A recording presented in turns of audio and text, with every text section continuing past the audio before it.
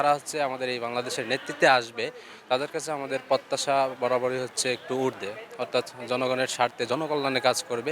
সেটা হচ্ছে আপনার শিক্ষা, চিকিৎসা, তারপর হচ্ছে আমাদের যে অবকাঠামোগত উন্নয়ন, সার্বিক দিক বিবেচনা করে এইসব জিনিসগুলোতে যাতে স্বচ্ছভাবে আ তারা হচ্ছে কাজগুলো করতে পারে আমাদের মানে জনস্বার্থে।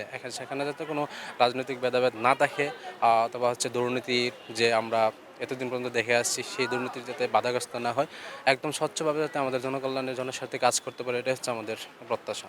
আমাদের শিক্ষার্থীদের প্রত্যাশাটা হচ্ছে আসলে একটু বেশি বলতে গেলে। কারণ এখন পর্যন্ত আমাদের যে শিক্ষা সংস্কার কমিশন, এটা কিন্তু আমরা এখন পর্যন্ত পাই নাই। ঠিক আছে?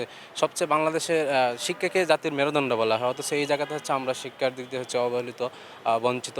সেক্ষেত্রে আমরা চাই যে শিক্ষা সংস্কার কমিশনের মাধ্যমে আমাদের যে দাবিগুলো আছে, অর্থাৎ শিক্ষাক্ষেত্রে হচ্ছে আমাদের যে আ উচ্চশিক্ষা, হায়ার এডুকেশন যেটা আছে, ওইটাকে যাতে আমরা মানে আমাদের উপরে নিতে পারি, এবং এক্ষেত্রে হচ্ছে যত ধরনের পদক্ষেপগুলো আছে সেগুলো হচ্ছে যাতে দ্রুত বাস্তবায়ন করে, এটাই হচ্ছে আমাদের প্রত্যাশা।